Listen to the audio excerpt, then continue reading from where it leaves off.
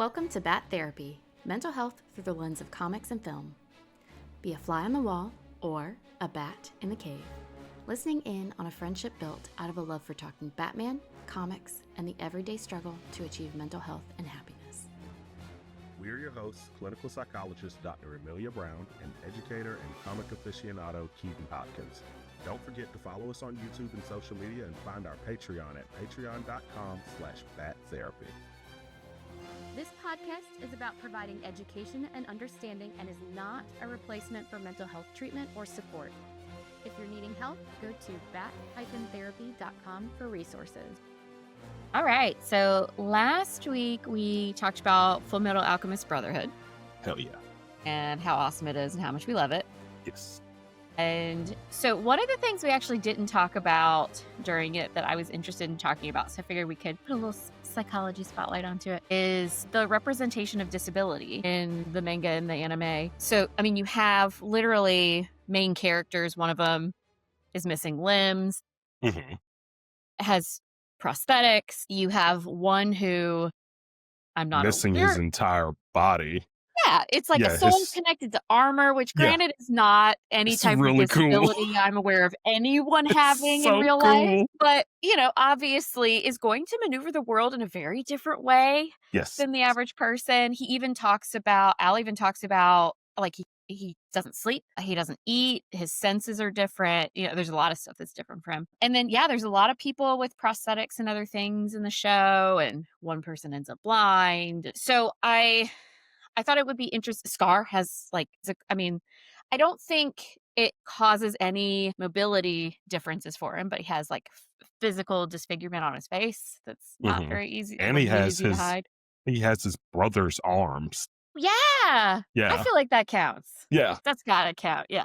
So there's a lot of representation, and I was really interested in this. So I want to be very careful, because when you are able-bodied, and even I would assume if you have disability as well, it's very hard to advocate and speak in a way that you don't accidentally overstep. There's just so many ways that able-bodiedness and ableism is woven into our everyday. Like one easy example I can use for myself is I struggle very hard to not use the word lame as a response to some things. I'm talking, oh my gosh, that's so lame, instead of, like, that's so ridiculous or whatnot. So that's ableism in our everyday speech. I've never thought about that one. Like it's in that same level of like back in the days when we were just call everything gay. Yeah, and it was exactly. Like, there are all these, and so from time to time, like when people talk about, I quote spazzed out is another example. Like spaz is something, I believe it's with cerebral palsy, where so there are so many different ways that we have these things woven in. There are all these tropes that we weave in from an able-bodied perspective, like inspiration porn is a big piece, where essentially we say, oh my gosh, my life is so great. Look, here's this other person who, and we compare ourselves to someone who we see as less than, or whose life we see as less quality. Or like you see the video of, oh my gosh, look at this kid who invited someone to prom who has a disability, and it like spreads like wildfire, and everyone's like, how wonderful that they took them to prom or whatever. And it's like, well, they're just a person. That is cringy. Right? So there are all these different ways that these things are actually woven into every day. So I'm going to try my best. And I just want to acknowledge that it's very much within the realm of possibility that even as I try and talk about this with you today, that I'm going to slip up, because there are just so many ways this is woven in to everyday life. But I was very interested in people's thoughts about the representations in Brotherhood, because obviously there's tons of disability all over the place in the show. And I love the main characters. I'm like, they're awesome, right? They kick ass. They do all these amazing things. And so a lot of people I read it a lot of times. It's a great way of finding stuff. looking on Reddit, or some people have written some interesting like blogs and other things. And so it seems like a lot of folks do like the representation in there. And also, there's some, obviously the entire time they're focused on getting their bodies back and focusing a lot of effort and energy on that. So some people don't love that piece. Um, but yeah, it's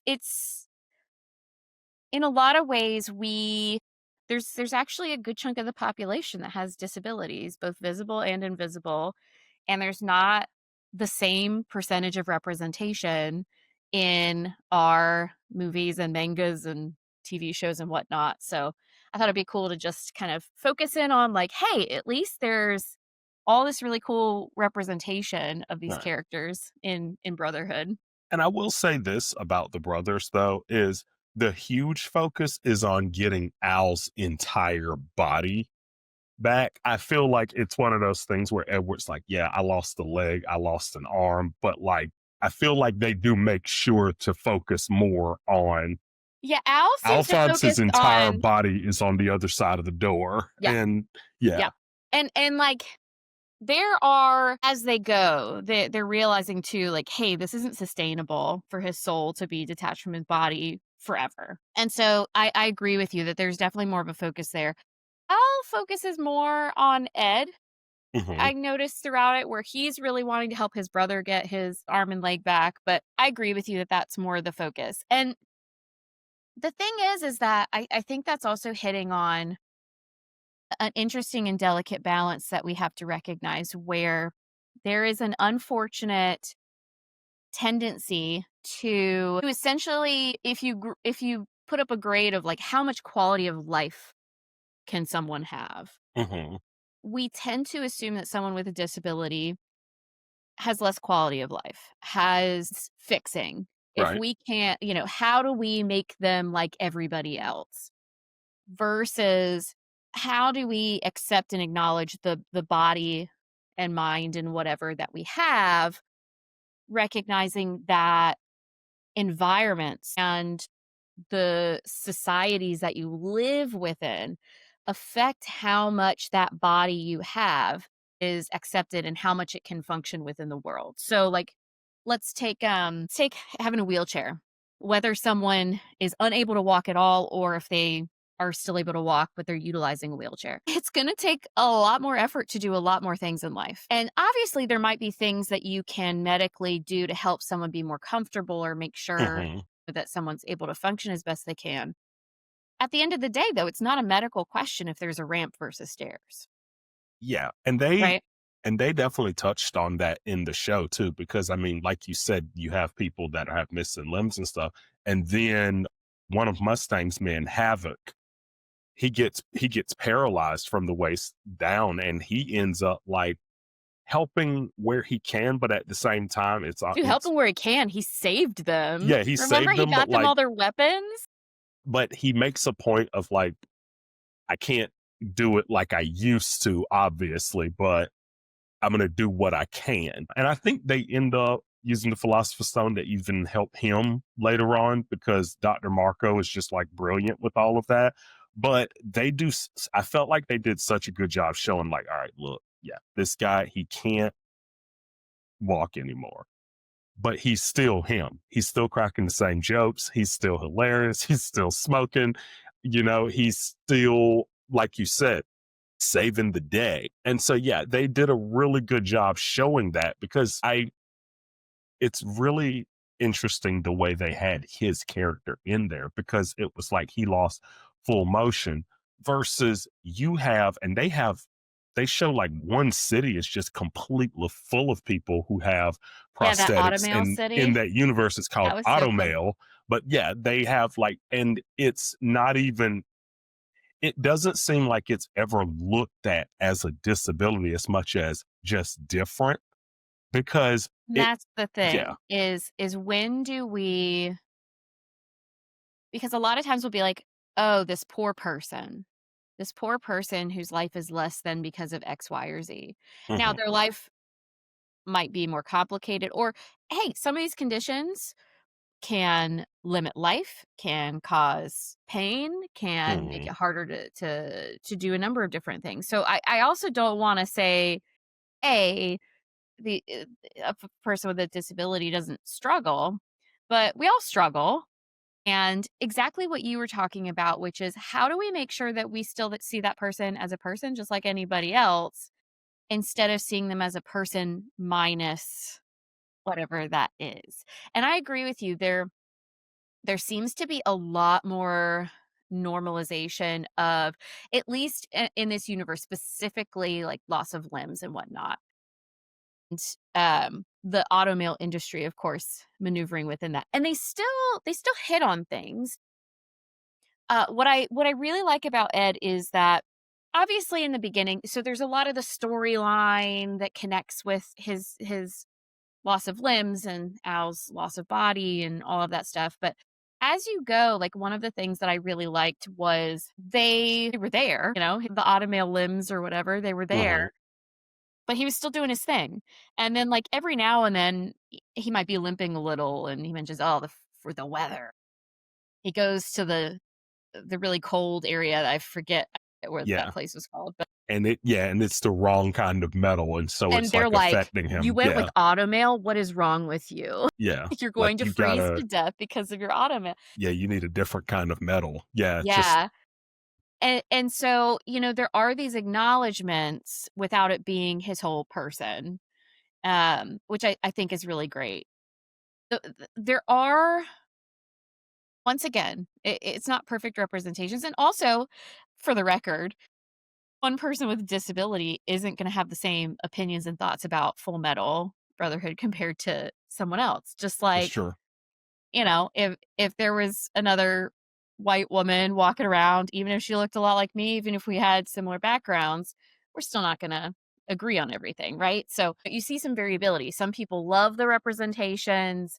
Some people say, you know what, they're so obsessed with getting their bodies back. Or, Mhm. yeah, you were mentioning at the end, okay, Philosopher's Stone fixes things, or seeing yourself as there's a little bit in there of, well, Ed almost internalizing like, well, it's okay. I deserve the loss of limbs because of this thing that I did, Yeah. where disability is like a punishment or something. So there are like these things woven in that not everyone loves. And there's also obviously these really great characters who are very fully developed outside of the disabilities that they experience. And I agree with you. There seems to be quite a bit of acceptance within the Yeah. society in a way that our society could probably learn from.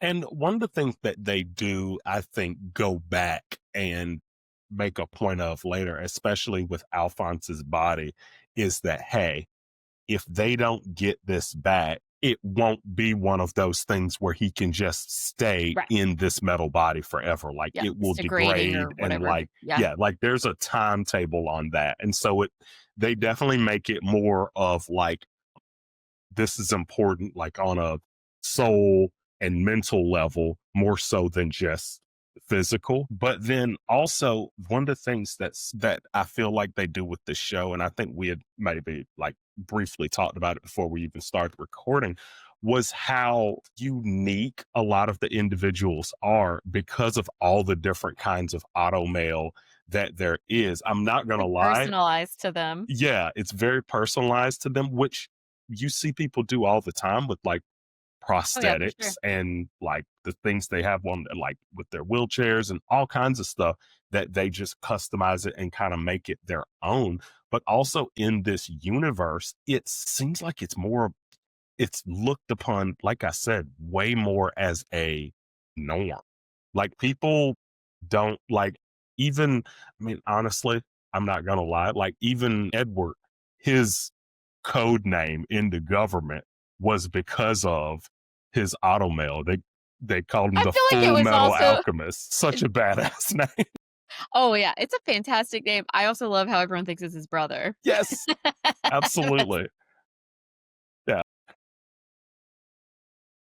I mean, there are signs and signals that's not perfect. Like Havoc, for example, ends up in a wheelchair, and it's like, "Well, Mhm. can't be in the military anymore." And I get it. And also, okay, so everyone in the military has to be marching around? I don't think so. case in point, he did an excellent job doing things behind the scenes.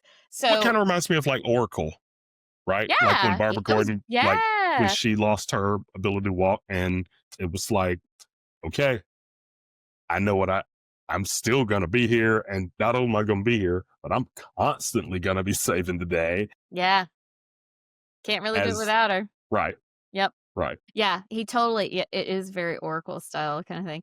I will say, and I could just not be thinking of these characters because it's could even be more subtle, but I think the invisible disabilities are less represented, also, like, the non-physical, like, mental health related. I mean, you have teacher, so her like, what Mm-hmm. she's missing are, like, internal Izumi, organs, so yeah, it's very invisible until she's, like, randomly throwing up vomit or throwing up blood. I mean, there's obviously characters who are struggling through what's happened in the past. At least in the anime, I don't know about obviously, I didn't read the manga, but at least in the anime, I didn't feel like they went into anyone enough to be like, "Oh, there's some sort of, like, mental health disability going on that's causing someone problems." I feel like with they did more with the obvious physical disabilities yeah. in the show. Well, I definitely feel like they show on maybe not necessarily like a diagnosed mental health issue, but they definitely show on like just them honestly having a lot of past trauma, like a lot of like, and whether it's the boys themselves or Izumi, their teacher, or Mustang and his actions in the war. Same thing with Armstrong, like Armstrong, all of yeah. those characters, like you see, and it's one of those things. What's so interesting because I don't want to say you would miss it if it weren't for certain characters, but it's almost like you see those characters and what they're going through. And then you see people like Hughes and how happy go lucky he is in this environment right next to them. And it's like it shows kind of this dichotomy because it's like, yeah, they're different people, but also they all have like different outlooks on life as well. Thing is, I think that people are responding and reacting to what's happened. They have the different outlooks. Of course, there's a lot of trauma Hmm. running around. And look, let's be frank. You know, there's plenty of people running around with cognitive issues, mental health issues, struggles that they're having. Just once again, I could aside from teacher who had like the invisible more invisible like physical stuff going on, I have trouble pulling to mind any really solid examples where you just, like, saw enough tidbits to be like, "Oh, this person has something going on." Not necessarily needing to be, like, the main theme or plot. In fact, a lot of times, kinda like you and I have talked in the background, like, "Hey, isn't it nice when you've got, like, a main character who's Black and it's not about slavery and it's not about" Hmm. right? Right. They're like the common so with disability, a lot of times the common thing is like, "Oh, well, it's gotta be about their disability." And so I'm not saying like, "Oh, we needed someone to shine a really strong light and make that a big plot point," but Yeah. I'm not sure if I saw that woven in naturally like I did Yeah. the No, more obvious visible yeah, physical not disabilities. really. I mean, honestly, I mean, maybe I know Gluttony, I couldn't figure out if he was supposed to be like a child in this huge body or if he was just Mm. mentally just, you know, Interesting thought. Are the homunculi in some way, are they I mean, they're not humans, well, but, like Gluttony in particular. But but yeah, then like Pratt's they're, kind of human. Yeah, that is a good question, like, where do they fit in all of this yeah, talk we're well, having? I don't know. I mean, if we're fitting the theme of like monsters and magic, I think with how they are created and how they are just essentially immortal, I think they definitely fall into that category of like they're not human, except for King Bradley, who became a Well, homunculus and a Greed. completely different way. Now I'm thinking about Greed, though. Greed and, what's his name? Who invited Yeah, Greed in. it's like Ling. Yeah, yeah, Yeah, and and they have essentially two different. it's kind of almost like a dissociative identity kinda thing, which once again, like, as you know, I feel like is a bit Yeah, overplayed. all respect to people who are listening who have dissociative identity disorder. Some of the representations out there aren't helpful. This one was actually I yeah, there's like this back and forth and yeah, I don't know if here's an interesting thing too is like what's a disability? Define it. It's kind of hard cuz like um you can't just say like oh, someone who has hearing impairment, boom, Right. disability. Plenty of people have some hearing loss, but they maneuver life and some of it has to do with how you identify with it. Some of it has to do with like your function level. So like It kind of reminds me of like the idea of like cultural relativism and how yeah. you look at things and it's like, "Oh, this is what's normal." And it's like, no, that's what's normal there. Ding ding ding. Right. Like you're comparing, like you're saying that's a disability because of how Yep. you perceive what normal And yes. is. And this is why a lot of times with disability work now, it's looked at more from like a social construct rather than a medical construct, which can be confusing because obviously there's a lot of medical conditions and things, and obviously you want to be able to to to treat things and help people function as well as they can and maneuver what might be going on. And what you just said cannot be ignored. There's always perception involved. There's always the how does it compare to what we see as the norm. We just can't help ourselves to try and put things into boxes. Right. And another thing too is I think it's also such a big difference between, and there was a conversation I had with someone that uh, had temporarily lost their sight. Mm, And one of the things they were telling me is when they interacted with a lot of people in that community, that the ones that were born without mm, sight had a very different outlook than those that had it and lost it. sure. Yeah, that makes sense. Yeah. And it was very interesting because it's like, okay, yeah, if you never had it, it's not like you're necessary. They said it's almost like they have the sense like they're not necessarily going without because Right. they never had it. Right. You're like, this is normal. Yeah. It's Let's not their, make let's not make a it's thing out of normal. this. Yeah. Right. Yeah. It's normal. That's the life that they've always Yeah. lived. This is making me think too of I mean, there's a deaf community and people have a lot of varying ideas about, you know, what it means to be deaf or to have Mhm. hearing loss or this, that, and the other. So that Yeah. makes sense. I've never known that about visually impaired, but Yeah. And they that makes also, yeah. total sense. And a lot of them, I know Daredevil is a bit far fetched, but a lot of people, when they lose one of their senses, they have heightened senses Mm, elsewhere yep. because of it.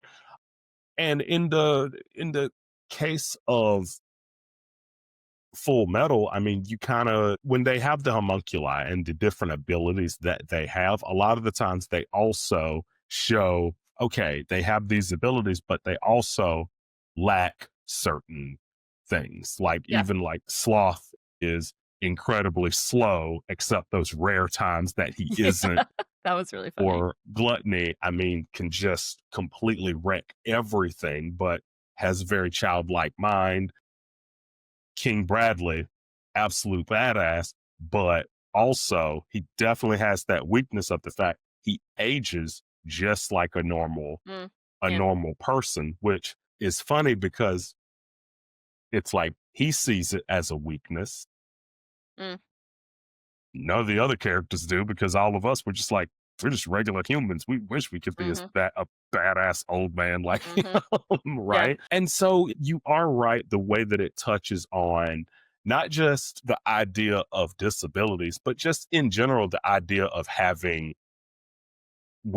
weaknesses in some way. And so I don't even think they show it as much as a disability as much as a difference, except those rare cases, like you said, with Havoc or when Mustang loses his sight and you see them like pointing him in a certain direction Which to to be snap fair, his he's literally fingers. just become blind. Yeah. and now they have to, like, fight a big fight, and it's like, Yeah. "Okay, well, let's I'm not just gonna sit on the side of it." Like we're So still on the battlefield. It's still the same day. Yeah. so, having to, like, just shift him and point him in the right direction, I felt like it made sense.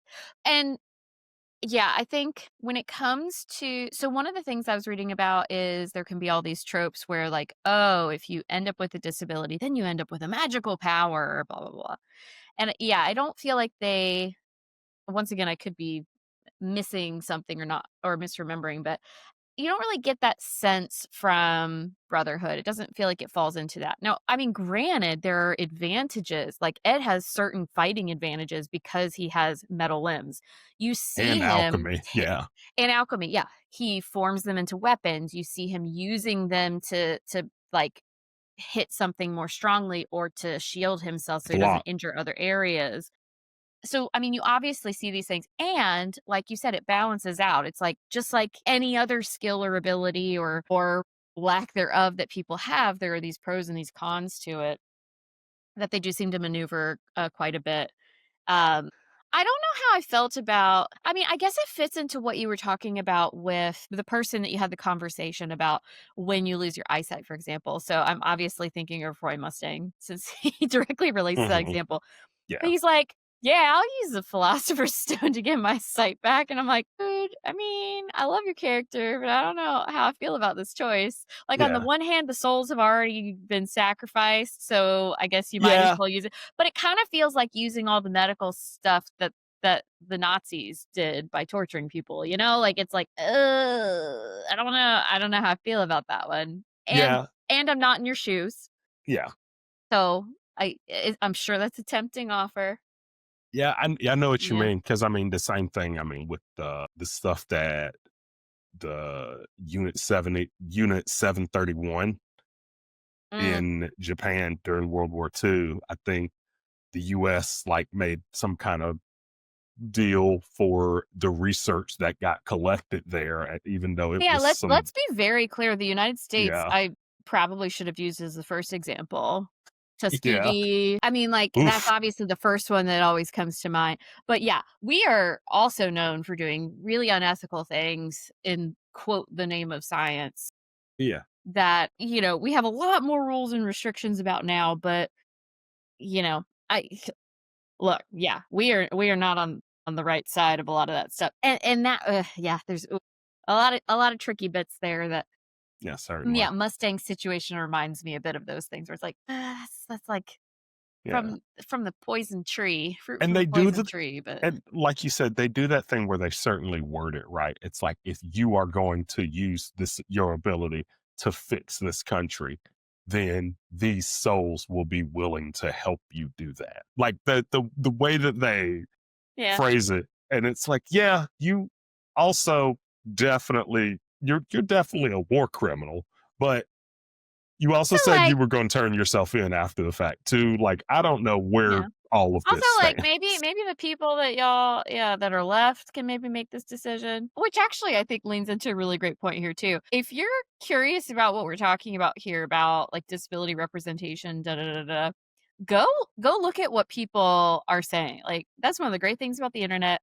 Or if you happen to know people who love this show who might have a personal connection to disability in some way, be mindful that one person's opinion is one person's opinion. Don't expect them to give you all the answers to Mhm. everything and be a representative by any means, but these are really great conversations to have, and one of the worst things that we could do is be like, "Hey, look at us chatting about all this stuff and speaking for other people." And so Yeah, this is just meant to, like, highlight a topic, some things that I'm aware of from work that I've done as a psychologist to work with people through disability and whatnot, looking to see what's out there. But definitely want to encourage other people to do the work too, because ableism really is woven into everything and is something that honestly we just like all the other isms, we just got to keep constantly checking ourselves and making sure that we're creating, I guess, as much of an ability for people to be seen as possible as a person, just like everybody else. yeah. And I think it's just part of it is that as a society, I feel like, and I can't speak for other people. I just know I was definitely raised and like grew up in a very, it could be worse kind of world. Mm, It could be worse. And I think because of that, part of that subtly gives huh? rise to thinking about disabilities differently. Yes. Like, wow, it could be worse. I could be in a wheelchair. It could be It worse. could I be that could be, person. yeah, Mhm. I could be that Yep, person, right? Which yep. is kind of messed up, right? But Messed it's up. like you said, it's one of those things that if you don't stop and think about it, you don't necessarily realize. You don't realize, "Wait, hold on." And we're all human. We're all gonna have these times where we make ourselves feel better because 'cause we're like, "Well, at least it's not as bad as X, Y, or Z," even if you're not thinking of a specific person in mind, whether it's about disability or not.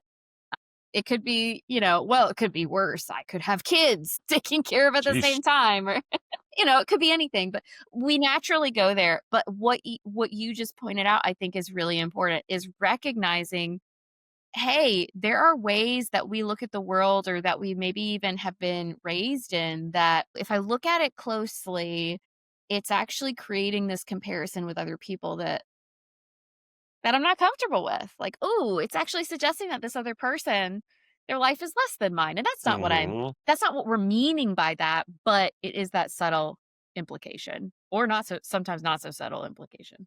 Yeah, that's really good. Thanks for nerding out with us. I'm clinical psychologist Dr. Emilia Brown. And I'm educator and comic aficionado Keaton Hopkins. Check out my TV and movie reviews on YouTube at Team JVS. Check out our website at bat-therapy.com, our Bat Therapy YouTube channel, and follow us on social media. And don't forget our Patreon page at patreon.com/bat therapy. See you next week. Same bat time, same bat channel.